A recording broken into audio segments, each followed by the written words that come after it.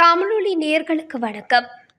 இன்றைய மதிய நேர பிரதான செய்திகள். முதலில் தலைப்புச் செய்திகள். கனேமுள்ள சஞ்சீவ கொலைக்கு தலைமை தாங்கியவர் கைது. செவ்வத்திக்கு பின்னால் இயங்கும் பெருமளவு பாதாள உலக கும்பல் தலைவர்கள். நாட்டு மக்கள் தொடர்பில் வெளியானது அதிர்ச்சி தகவல். கம்பகா துப்பாக்கிச் சூட்டில் படுகாயமடைந்தவர்களுக்கு வந்த தொலைபேசி அழைப்புகள் தொடர்பில் விசாரணை.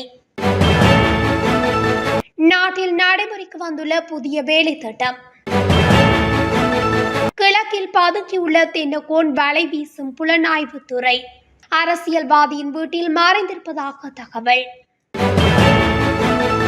தென்னகோனை தேடும் வேட்டையில் 6 காவல்துறை குழுக்கள் களத்தில். புதிய கடவுச்சீட்டுக்காக 26,000க்கும் மேற்பட்ட வெளிநாட்டவர்கள் விண்ணப்பம். தொடர்பான விரிவான செய்திகள்.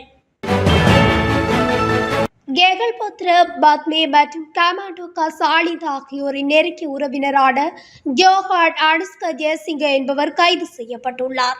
கனேமுள்ள சஞ்சீவ சுட்டுக் கொல்லப்பட்டதற்கு தலைமை தாங்கியதாக குற்றம் சாட்டப்பட்ட சந்தேக நபராக யோகான் அனுஷ்க காணப்படுகிறார்.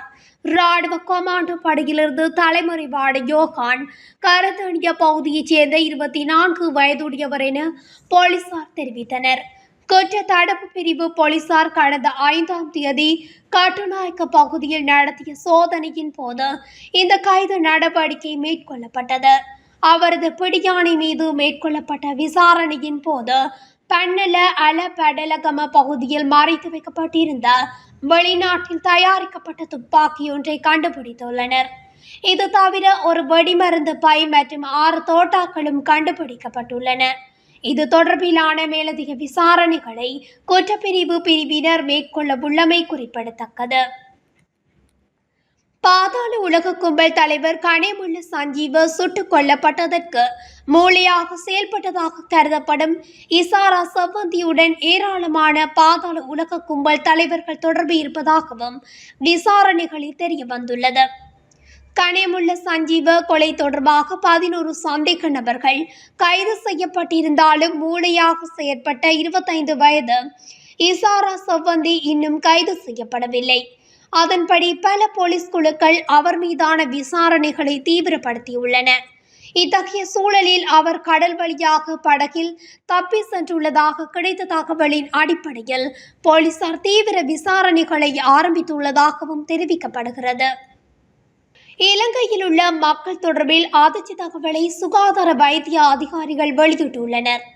இதன்படி நாட்டில் 2.2 மில்லியன் மக்கள் சிறுநீரக நோயால் பாதிக்கப்பட்டுள்ளதாக சுகாதார அதிகாரிகள் தெரிவித்துள்ளனர். இந்நிலையில் நீரிழிவு நோயால் பாதிக்கப்பட்ட சிறுநீரக நோயாளிகளின் எண்ணிக்கையில் அதிகரிப்பு ஏற்பட்டுள்ளதாக மாளிகாவத்தை தேசிய சிறுநீரக மருத்துவமனையின் சிறப்பு மருத்துவர் அனுபாமா டி சில்வா தெரிவித்துள்ளார். கம்பகா அகரவிட்ட பிரதேசத்தில் துப்பாக்கிச் சூட்டுக்கு இலக்காகி படுகாயமடைந்தவர்களுக்கு அனாமதேய தொலைபேசி அழைப்புகளூடாக அச்சுறுத்தல் விடுக்கப்பட்டுள்ளதாக தகவல் வெளியாகியுள்ளது. இந்த விடயம் தொடர்பாக போலீசார் விசாரணைகளை ஆரம்பித்துள்ளனர். மோட்டார் சைக்கிளில் பிரவேசித்த 2 பேர் கம்பகா அகரவிட்ட பகுதியில் துப்பாக்கிச் சூட்டை நடத்திவிட்டு தப்பி சென்றனர். இந்த சம்பவத்தில் மோட்டார் சைக்கிள் உதிரி பாகங்களை விற்பனை செய்யும் வர்த்தக நிலையத்தைச் சேர்ந்த 2வரை இலக்கு வைத்து இந்த துப்பாக்கிச் சூடு நடத்தப்பட்டுள்ளது. இந்த நிலையில் துப்பாக்கிச் சூட்டுக்கு இலக்காகி படுகாயமடைந்த 2வரும் கம்பகா பொது வைத்தியசாலையில் அனுமதிக்கப்பட்டனர். சம்பவத்தில் கடுகஸ்தர மற்றும் ஜக்கல ஆகிய பகுதிகளைச் சேர்ந்த 2வரே காயமடைந்தனர்.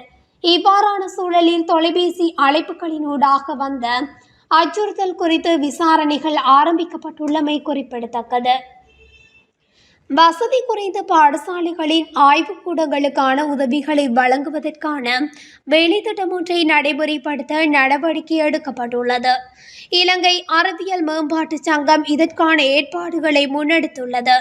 பிரயோக ரீதியான விஞ்ஞான பரிசோதனைகளை மேற்கொள்வதற்கு தேவையான ரசாயன பதார்த்தங்கள் மற்றும் உபகரணங்கள் இந்த உதவி திட்டத்தின் கீழ் வழங்கப்பட உள்ளன. இலங்கை அறிவியல் மேம்பாட்டு சங்கத்தின் இவ்வருடத்திற்கான அறிவியல் மற்றும் தொழில்நுட்பத்தை மேம்படுத்துவதன் மூலம் வசதி குறைவானவர்களை வலுப்படுத்துதல் எனும் தொனிப்பொருளினூடாக இந்த ஆய்வுக்கூட உதவி திட்டம் செயற்படுத்தப்படுகின்றது.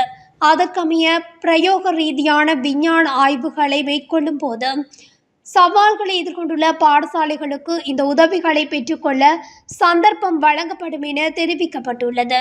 இதற்காக விண்ணப்பிக்க விரும்பும் பாடசாலைகள் தமது அதிபரின் உறுதிப்படுத்தல் அடங்கிய கடிதத்தினூடாக தாம் எதிர்கொண்டுள்ள பிரச்சினைகள் தொடர்பில் தெளிவுபடுத்த வேண்டும். உரிய விண்ணப்ப படிவங்களை 2025 மார்ச் 30 முன்னதாகவே இலங்கை அறிவியல் மேம்பாட்டு சங்கத்தின் labdonations@gmail.com என்ற மின்னஞ்சல் முகவரிக்கு அனுப்ப வேண்டும் என அறிவுறுத்தப்பட்டுள்ளது. தேடப்பட்டு வரும் முன்னாள் பிரதி காவல்துறை அதிபர் தேசப்பந்து தென்னக்கோன் கிழக்கு மாகாணத்தில் மறைந்து இருக்கின்றாரா என்ற சந்தேகத்தின் அடிப்படையில் அரசாங்க புலனாய்வுத்துறையினர் சல்லடை போட்டு பல பிரதேசங்களில் கடந்த 2 தினங்களில் தேடுதல் மேற்கொண்டுள்ளனர். முன்னாள் காவல்துறை அதிபர் தேசப்பந்து தென்னக்கோனை துப்பாக்கிச் சூடு சம்பவம் ஒன்று தொடர்பில் சந்தேக நபராக அடையாளம் காணப்பட்டுள்ள நிலையில் அவரை கைது செய்ய பிடியாணை பிறப்பிக்கப்பட்டுள்ளது. தென்னக்கோன் நீதிமன்ற பிடிவிராந்து பிறப்பிக்கப்பட்டதை அடுத்து அவர் தலைமறைவாகியுள்ளார்.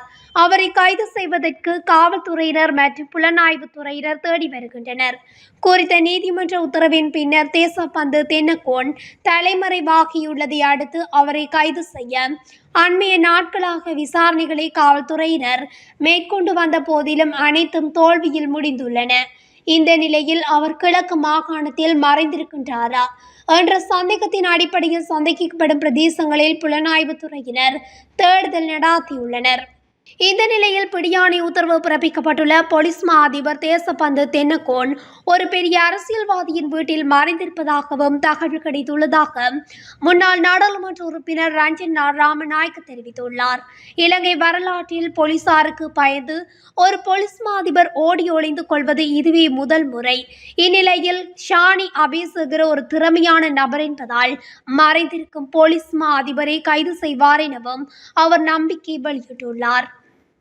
முன்னாள் காவல்துறை அதிபர் தேசப்பந்து தென்னக்கோனை கைது செய்வதற்காக 6 காவல்துறை குழுக்கள் ஈடுபடுத்தப்பட்டுள்ளதாக பொதுமக்கள் பாதுகாப்பு அமைச்சர் ஆனந்த விஜயபால தெரிவித்துள்ளார்.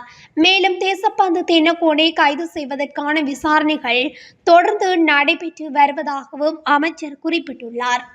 வெலிகம பலேன பகுதியில் உள்ள ஹோட்டல் ஒன்றின் முன் நடந்த துப்பாக்கிச் சூட்டு சம்பவம் தொடர்பாக முன்னாள் காவல்துறை அதிபர் தேசப்பந்து தென்னக்கோன் உட்பட 8 பேரை கைது செய்து முன்னிலைப்படுத்துமாறு கடந்த 28 பிடியாணை பிறப்பித்தது. மாதிரி நீதிவான் நீதிமன்றம் பிறப்பித்த உத்தரவின் பேரில் முன்னாள் காவல்துறை அதிபர் தேசப்பந்து தென்னக்கோனை கைது செய்வதற்கான விசாரணைகளை குற்றப்புலனாய்வு திணைக்களம் தொடங்கியது.